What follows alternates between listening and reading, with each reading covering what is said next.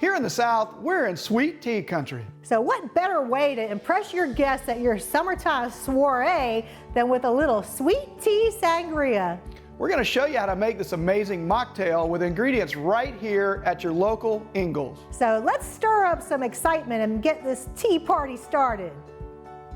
We just got back from Ingles and picked up a bunch of beautiful fresh citrus, which made us want to make our sweet tea sangria. It is so refreshing on these hot summer days, and it's a great thing to serve when you have people coming over because you can totally make it ahead. It's even better when you make it ahead. Pretty simple ingredients we picked up at Ingles. We've got some red grape juice. We're going to pour the grape juice into our pitcher. Clark is going to measure it, and the name of this recipe is Sweet Tea Sangria. So we were kind of short on time, so Ingles has us covered. Do y'all ever buy the sweet tea over in the dairy section? I love it. It's in the refrigerated case if you're hunting for it in the store. And I think they also have it over in the deli area. So okay, if you would pour in that red grape juice into our pretty pitcher. Carefully, carefully. Clink, clink. So we've got equal parts red grape juice. All right, I'll take that. And once again, this is Lynn sweet iced tea. This came out of the refrigerated case, but if you were looking to scale this recipe up, the thing that Clark just mentioned, it's equal parts sweet tea and red grape juice. So if you have one of those big pitchers, or what do you call that, a canister dispenser that has the lever action, the spout, you could really increase the quantity of this, 1-to-1 ratio. So what we're going to do, we got some limes, some lemons, and some oranges cut up. We are going to put that in the pitcher.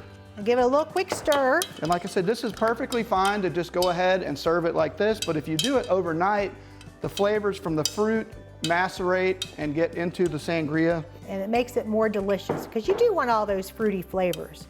What I'm going to do, I'm going to just put enough fruit in to bring it up to the line.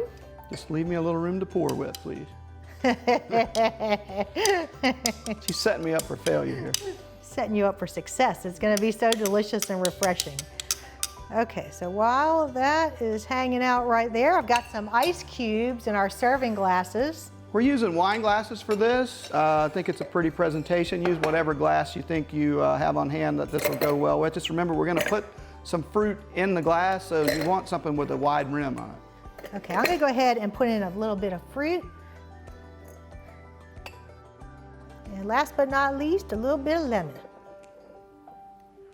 All right, now, here comes the shaky part. So what we're going to do, fill this glass about 3/4 of the way up. Then we're going to add some Lynn lemon lime sparkling seltzer. We're going to give it another layer of flavor with that lemon lime from the seltzer and a little bit of effervescence. Leave it on the edge. I think I could use a little bit more. This is getting easier to pour.